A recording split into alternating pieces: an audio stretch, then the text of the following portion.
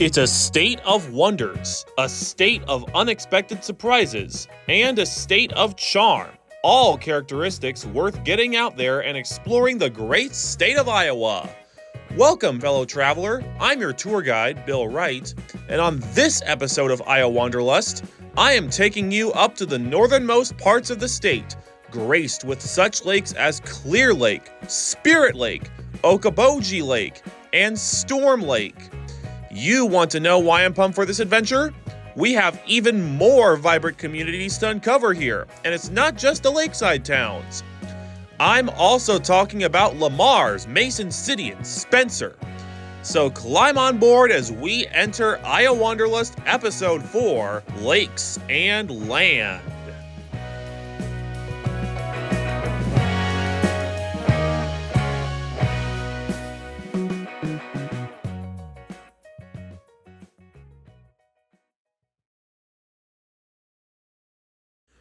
Before we dive into the main attractions of this tour, I would like to remind you of all the events going on in this area of Iowa in the year 2024. Up first is the Color the Wind Kite Festival held in February in Clear Lake. This invites you to join the crowd on the frozen waters of Clear Lake and admire inflatable kites of all shapes, sizes, and colors as they soar in the sky during this festival. I bet you are interested in flying kites. I mean, I was interested in flying kites as I was a kid, so why not make a getaway to Color the Wind? It's essentially a winter version of the National Balloon Classic. If you love marching bands, then you would definitely love the North Iowa Band Festival held in May in Mason City. It is the largest free marching band competition in the Midwest and a Memorial Day weekend event staple. Mason City, if you're not familiar with the Music Man, you know River City. Well, River City is actually based on Mason City, which is the home of famous composer Meredith Willson, who actually wrote a bunch of compositions beyond the Music Man. The Orange City Tulip Festival is also held in May in, you guessed it, Orange City. It's essentially like a localized version of Pella's Tulip Time. Orange City, much like Pella, was a Dutch settlement before being incorporated into the state of Iowa. In this, you can enjoy Dutch music and dances, 2 daily parades, Dutch delicacies and dishes, all surrounded by thousands of tulips. Exactly like Tulip Time down in Pella. So if you're too far away from Pella, but you're closer to Orange City, then good news. This is essentially the exact same version of Tulip Time, just in northwest Iowa instead of south central Iowa. In June, Lamar's hosts the famous Ice Cream Days. Many of you know Lamar's as the ice cream capital of the world. They're home to such famous brands as Blue Bunny and Bomb Pop. And their plantation factory is located in Lamar's, where the world's largest privately owned ice cream manufacturer churns out all of the goodies that we have come to know as summertime treat classics. The 3-day event includes vendors, activities, and, of course, lots of ice cream. Kind of like a carnival, but with added-on ice cream and sweets. The Clay County Fair, held in September, is the world's greatest county fair, and it is, in fact, the largest in the state of Iowa. Not bad for a county whose only public school is in Spencer.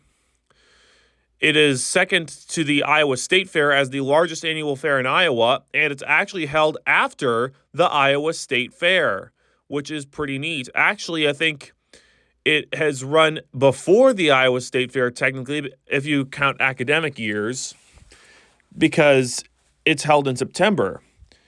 It features blue ribbon competition, entertainment, family-friendly activities, and your favorite fair foods. All characteristics of the Iowa State Fair, but at a more local level. So those are the events going on in northwest Iowa.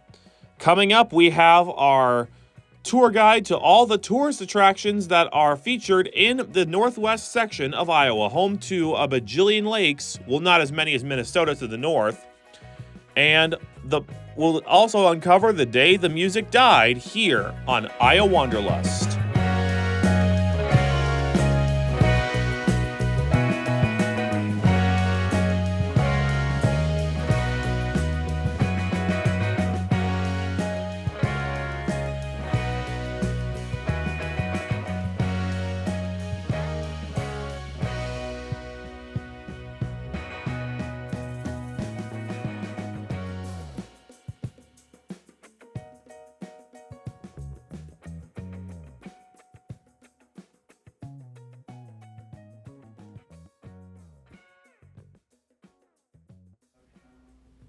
It's called Lakes and Land for a reason, folks. There are a ton of lakes scattered around this great area of Iowa. Well, not as big as the 5 Great Lakes of the United States: Erie, Huron, Michigan, Superior, and Ontario. Nope, these are our local Great Lakes. We have Big Spirit Lake, East Okoboji, and West Okoboji lakes in the far northwest corner of Iowa, but we'll get to there in a second. First, we would like to inform you about some other attractions that the northwest corner of Iowa has to offer. The Camp Algona POW Museum explores the interesting history behind Algona and its World War II POW camps. See work completed by the German POWs and the artifacts and relationships they created during their time in Iowa. A 65-piece, half-life-size nativity scene built by POWs is on display during the month of December. We will always remember Iowa veterans who have served in both World Wars, Korea and Vietnam, and the Algona POW Museum is further proof that our nation cares deeply for our veterans. We'll get to Arnold's Park in a bit, but one of the last remaining ballrooms in the Midwest, Clear Lake Surf Ballroom, is both an American cultural icon and a modern music hub. It marks the final concert site of Buddy Holly, Ritchie Valens, and J.P. the Big Bopper Richardson, and today welcomes national and local musicians. An on-site museum features rock and roll artifacts and tributes. Yes, indeed, it was the place the day the music died on February 3rd, 1959, when 3 of rock and roll's greatest legends died in a plane crash 5 miles north of the area. Buddy Holly is a resident of Lubbock, Texas, and he was famous for his song, Peggy Sue, alongside others. Ritchie Valens was the youngest of the trio, having died at age 17, and he was famous for his hits, Donna, La Bamba, and Come On Let's Go. Then we have the Big Bopper, born in Louisiana, known for his hit Chantilly Lace. It was a date which was described as the day the music died by American singer-songwriter Don McLean in his 8-minute, 30-second-long classic, American Pie. Today, Rock and Roll Hall of Fame legends come to perform at the Surf Ballroom every year to make sure rock and roll is preserved for future generations of Americans. Even though our country has sort of shifted out of rock and roll, now it's mainly pop and trap that have dominated the charts in recent years. Seriously, America's losing a bunch of its genres of music, losing its diverse portfolio. But these were the guys that shaped the rock and roll movement and will continue to become a major involvement in our music history. Moving further west, stop at the Winnebago Industries Visitor Center in Forest City to take a free factory tour available in April through October. Reservations recommended on one of the leading recreational vehicle manufacturers in the country. Go behind the scenes to see how Class A and C motorhomes are crafted on the approximately 2-hour-long tour. Yeah, my family really enjoyed going RVing for the past 5 years. Past 6 years, actually. And I would encourage you to do the same. You know, everybody loves a good old RV vacation. You don't have to pay for a hotel all the nights you are camping, because your hotel room is your trailer in your camper. Moving along, home to over 10 miles of single-track trails, Lizard Creek is a mountain biker's oasis in Fort Dodge. The trails zip along the forested Des Moines River Valley and are split into 3 different sections. Beginning riders enjoy the lower Lizard portion, while more advanced riders prefer the upper Lizard or New Finney Loop. Yeah, since I'm a Triton, I would have to make a getaway to the Lizard Creek. I don't know where specifically in Fort Dodge it is, but Iowans really enjoyed their bike rides, especially in July when the annual RAGBRAI, Register's Annual Great Bicycle Ride Across Iowa, takes place across the entire state. Now moving further west, located just northwest of Rockwell City, Twin Lakes State Park offers a picturesque spot for outdoor adventures. The 453-acre lake is a popular boating and fishing destination, while the sandy beach, bike trails, and parks are perfect for family outings. You know, everyone loves a good getaway, and with your Winnebago RV, you could really enjoy Twin Lakes State Park as a popular boating and fishing destination. You can fish as long as it's catch and release. That's all the fishing I could do because I don't like to have seafood for dinner. Iowa's highest point is located in this region. Hawkeye Point, 1,670 feet above sea level, is the highest point of elevation, located in far northwest Iowa, close to Sibley. It features amazing photo opportunities at the grain bin shelter, silo observation deck, or the mosaic marking the high point. Walk through historic items in the corn crib, admire ancient farm equipment, and stroll along the shore prairie trail. Yeah, Iowa's highest point is located in a cornfield. Crazy, right? I mean, where I grew up in Bellevue, the highest point in the Bellevue Valley it appeared even taller than Hawkeye Point. So I was really surprised to find out that the highest point in Iowa is in a cornfield. Also, that's where my parents lived. But seriously, you should go out and explore the highest point in Iowa, especially since there's a major tourist destination coming up here on Iowanderlust. We'll discuss Okoboji in a bit, but in the next portion, we will discuss all the restaurants and hotels that are really worth checking out in this portion of the state. You're listening to Iowanderlust.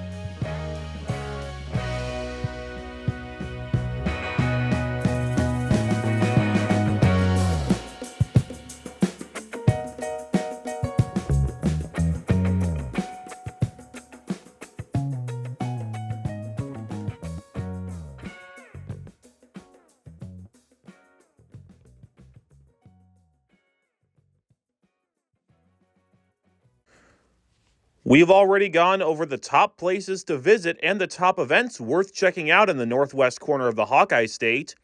Now let's go into some of the cuisine that you can try out in this area of the state.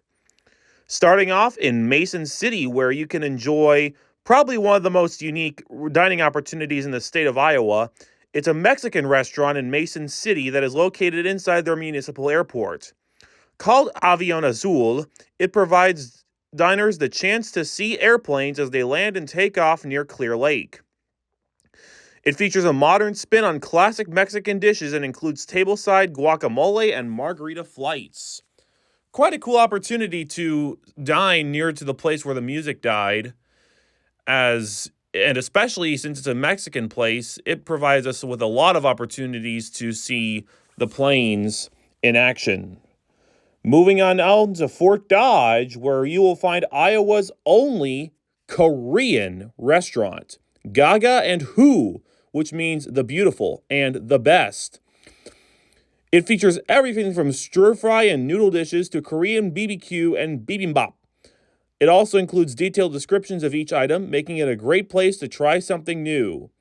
I was fascinated with Korea as a kid, when I was especially fascinated with South Korea's national flag and K-pop culture, while at the same time, North Korea's insane human rights. Thank goodness we're not going to North Korea, though, or South Korea at all, because you can enjoy a taste of that Korean cuisine right here in Gaga and Who. And our final restaurant worth checking out, you can go all the way out to West Bend, home of the famous Grotto of the Redemption monument that we'll be talking about in detail earlier. The Wagon Wheel Cafe, a mom and pop style dining experience, stereotypical of small town Iowa. You can grab a table and enjoy specials like homemade pies, popular menu items like burgers, ground fresh daily, and various sandwiches and salads. You can also watch for opportunities to participate in karaoke nights and bags, ping pong, and cards leagues. See, this is more than your typical mom and pop style sit down restaurant that is stereotypical of Iowa. In fact, a lot of Iowa small towns have that kind of vibe. But now let's move out of the eateries and into the hotels, especially the one in Storm Lake. That one seems phenomenal. Kings Point Resort. It features all the best forms of family fun. When the weather is warm, you can cool off in the 50,000 square foot outdoor water park, which boasts 5 steep slides and several pools. Or, if the air is chilly, stay inside and enjoy the indoor water park's 2 slides, Lazy River, Lily Pad Walk, and Zero Depth Entry Pool. It is a truly remarkable experience out by the lake, one that rivals the Grand Harbor Resort, also because Grand Harbor's water park is 100% indoors. So this gives Storm Lakers an opportunity to experience parts of Storm Lake they never had before. Another hotel that is way worth checking out because it has a bowling alley, Warrior Hotel in Sioux City. It has been meticulously renovated to join Marriott's Autograph Collection, with each guest room being uniquely designed and featuring elegant details that highlight the building's architecture.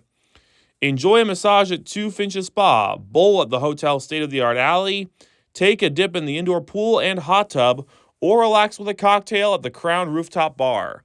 I wouldn't recommend drinking at any of those places because I would remain sober if I were one of those podcast guests. But finding your Iowanderlust, you need to find some place to stay if it's more than just a one-day getaway. And those hotels have you covered, and those restaurants have you covered. Coming up next, we will have our spotlight. Coming up with Spirit Lake and Okoboji. The Great Lakes of Iowa await.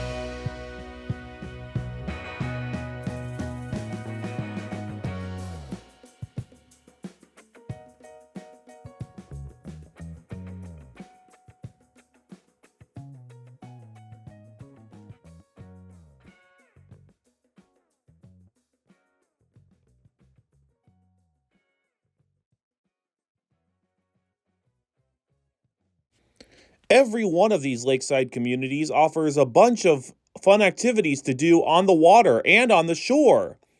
It's small town Iowa, lake style, here on Iowanderlust episode 4. We've now reached the culminating point of our show today. It's the climax of Iowanderlust episode 3. It's time for the spotlight on Okoboji. Okoboji is a community located in far northwest Iowa, close to the Minnesota border, and it houses the Great Lakes of Iowa, aka Big Spirit Lake and East and West Okoboji Lakes. I've actually gone to Spirit Lake once before with a jazz choir competition, actually 2 jazz choir competitions. My junior year of high school, we went up to Spirit Lake for their stunning state-of-the-art performing arts center, which you have to check out if you get the chance. But outside of Spirit Lake, let's go to Okoboji, because Okoboji has quite possibly the widest range of attractions of any town in northwest Iowa. So here is a weekend here's one of the ideal weekend itineraries for touring the Okoboji area. On day 1, you can start off your adventure by taking advantage of free admission to the Okoboji Spirit Center and tour the Maritime Museum and Arnold's Park Museum and review stunning collections of rare artifacts, such as antique wooden boats and funhouse toys, like a wooden slide, barrel, and sugar bowl. You can also enjoy more area history at the Iowa Rock and Roll Music Hall of Fame Museum. Remember the day the music died? That brought an end to the rock and roll movement. But through the Iowa Rock and Roll Hall of Fame Museum, you can learn about how much 1940s and 50s rock and roll music has shaped American culture to how it is today. You can sit down to a relaxing meal alongside live music, comedy shows, and trivia at the Nautical Bar and Grill. The full menu features everything from burgers, sandwiches, pasta, and wings to craft beers, cocktails, and more. I'm all in for the burgers. I can't wait to try out a burger at the Nautical Bar and Grill, especially since I've tried out burgers in multiple Iowa small towns, including the Dairy Mart in Glidden and Junkyard Cafe in Jefferson.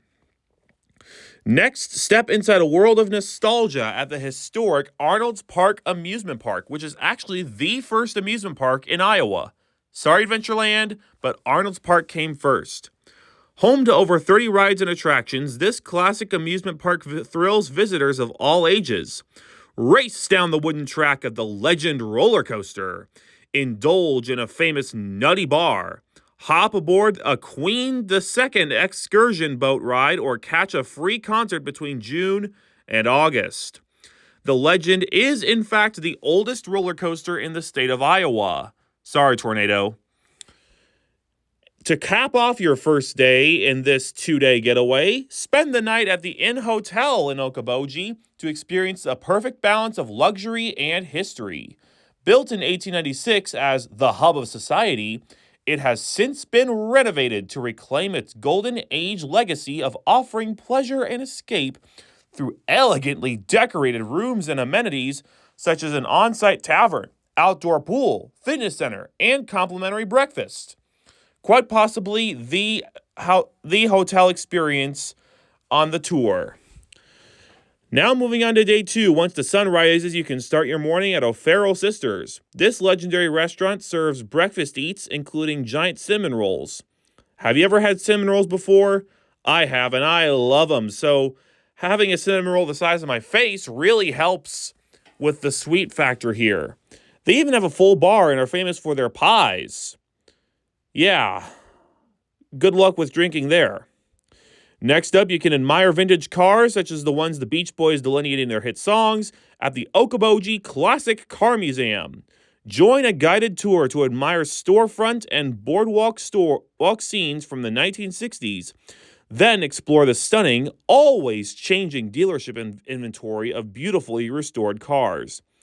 Be sure to also peek into the shop to see the behind-the-scenes work that goes into preserving these historic automobiles. Next, an Okoboji staple since 1986, Maxwell's Beach Cafe specializes in seafood, steaks, and gourmet sandwiches, kind of like the Nautical Bar and Grill. Grab a seat on the deck to enjoy your meal and a glass of wine while admiring the blue waters and wide-open skies. It's a red wine supernova at Maxwell's Beach Cafe, even though I won't have any of that red wine. Come down my heels. Sorry, I was caught up in a song there. And before leaving, enjoy a bike ride or stroll along the Great Lakes Trail. The trail spans 40 miles all around 3 lakes and surrounding communities. Truly an awesome view of getting a view of all these Great Lakes, especially since they're way less than 1% of the size of the actual Great Lakes. That will be a trek to circumnavigate those Great Lakes, especially since you have to go into Canada to do that, which I wouldn't have to require a passport to access those Great Lakes. But these Great Lakes, you don't need a passport. You can just explore the beauty of the Iowa Great Lakes while going into Minnesota a bit. They do stretch into Minnesota. They offer the prime Iowa Lakes experience. Probably the biggest bodies of water in Iowa apart from the 2 rivers that border them.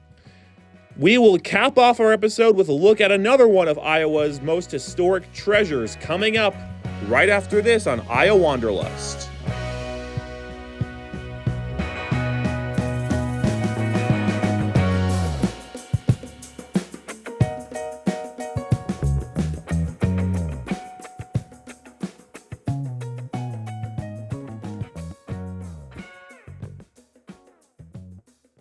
We've gone through a lot in the northwest corner of Iowa in this episode of Iowanderlust, but there's one more location that needs a bit more specifying in order to complete the episode. That's right, I'm talking about another state historic landmark.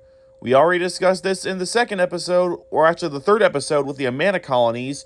Today we're talking about the Grotto of the Redemption in West Bend. West Bend is a stereotypical Iowa small town. You've heard me mentioning one of the restaurants that is in West Bend, the Wagon Wheel Cafe, but it's best known for hosting the Grotto of the Redemption. This is where Father Paul Doberstein began building it in West Bend. He adorned his shrine with stones, shells, pebbles, and minerals by painstakingly hand-placing every element in cement to create the grotto. As a young seminarian, Father Doberstein became deathly ill with pneumonia. He promised to build a shrine to honor the Virgin Mary if he lived. The illness passed, and he was ordained as a Catholic priest. He arrived in West Bend in 1898 and began stockpiling rocks and semi-precious stones. He had several objects in building the grotto. The first was to tell the story of the redemption, and there are 9 grottos on the property that tell this story. The materials used in the grottos have been gathered not only from the many regions of the North American continent, but literally from the whole world. The grotto is an exhibit of geological specimens which is unique and undoubtedly unmatched anywhere in the world. Doberstein's second objective was to share the great peace and beauty of the shrine with others. He worked alone from 1912 to 1947 and did all of the work by hand. After 1947, when he was about 80% of the giant project was completed, an electric hoist was installed to make the work easier for the ailing artist. Father Doberstein died in 1954. Today, the Grotto of the Redemption is the largest grotto in the world. It is frequently considered the 8th wonder of the world. It represents the largest collection of minerals and petrifications concentrated in any one spot in the world. The grotto had an estimated geological value of over $2.5 million. The finished grotto covers only one city block, and more than 100,000 visitors see the grotto each year. After 42 years of labor, Father Doberstein saw the majority of his treasured grotto completed. His vision was a success, and he believed the heart of man is usually more quickly reached through the eye than through the ear. Yeah, that's a pretty nice historic landmark. I might not be a Catholic, and that is definitely a Catholic shrine of sorts, but I'm definitely going to get out to West Bend to see the Grotto of the Redemption for myself one day. I think you should too. It's a very storied and scenic site in western Iowa.